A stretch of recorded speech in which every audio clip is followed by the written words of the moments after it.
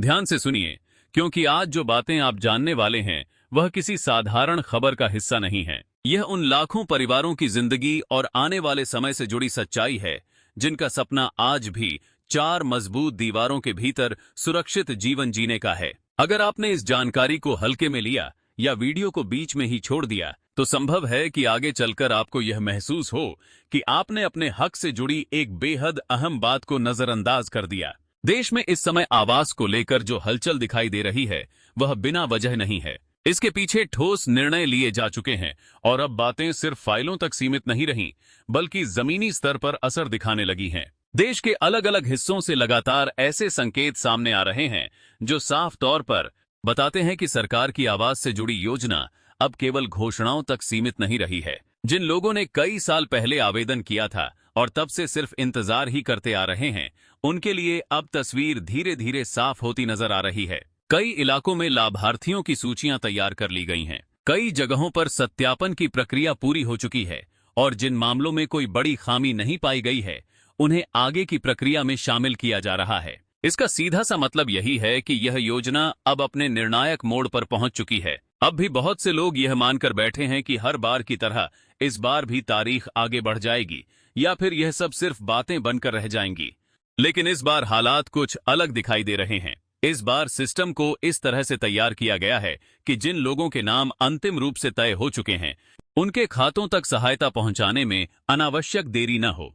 पूरी प्रक्रिया को डिजिटल और पारदर्शी बनाया गया है ताकि बीच में किसी भी तरह की गड़बड़ी, दबाव या बाहरी हस्तक्षेप की संभावना कम से कम रहे। यह योजना खास तौर पर उन परिवारों को ध्यान में रखकर बनाई गई है जो आज भी कच्चे या अस्थायी घरों में रहने को मजबूर हैं, जिनके पास पक्की छत नहीं है और जो हर मौसम में असुरक्षा के साथ जीवन जीते हैं।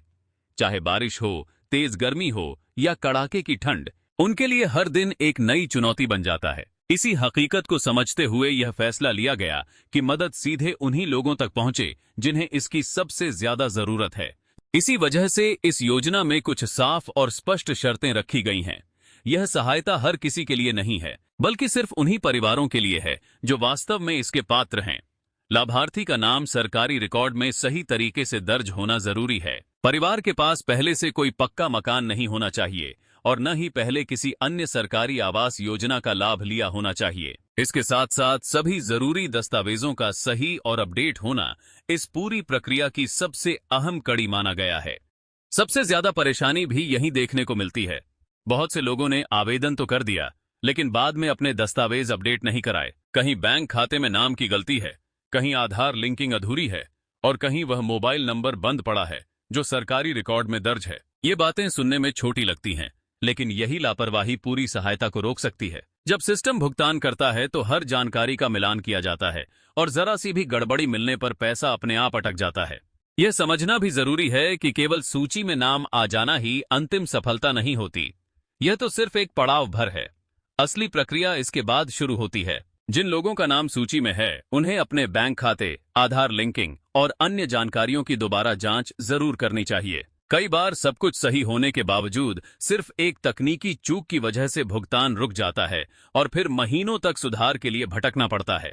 अगर राज्यों की स्थिति की बात करें तो कई राज्यों में यह प्रक्रिया तेजी से आगे बढ़ रही है। ग्रामीण इलाकों से लेकर शहरी क्षेत्रों तक लाभार्थियों की पहचान की जा चुकी है। कुछ राज्यों में जरूरत ज्यादा होने की वजह से पहले चरण में ही अधिक नाम शामिल किए गए हैं। प्रशासन की कोशिश यही है कि हर जिले में तय समय के भीतर यह काम पूरा किया जाए ताकि किसी को यह महसूस न हो कि उसके साथ अन्याय हुआ है। सबसे ज्यादा पूछा जाने वाला सवाल यही है कि पैसा आखिर आएगा कब।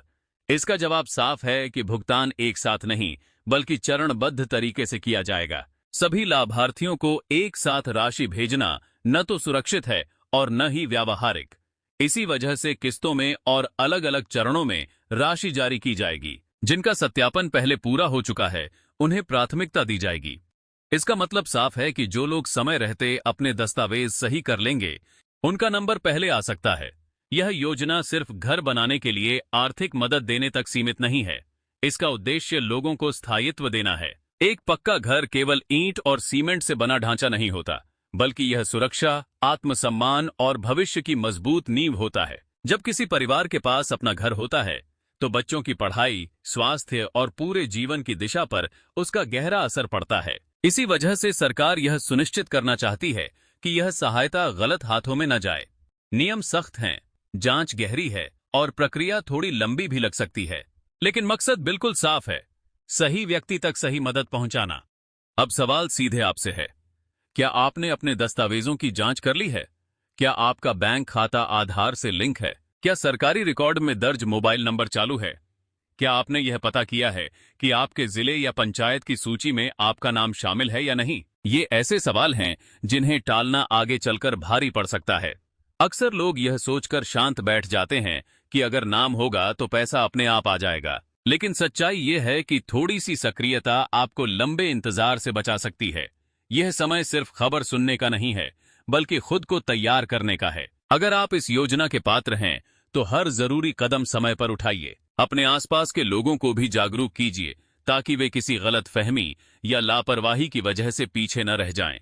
क्योंकि जब बात अपने घर की हो, तो सही जानकारी ही सबसे बड़ी ताकत बनती है।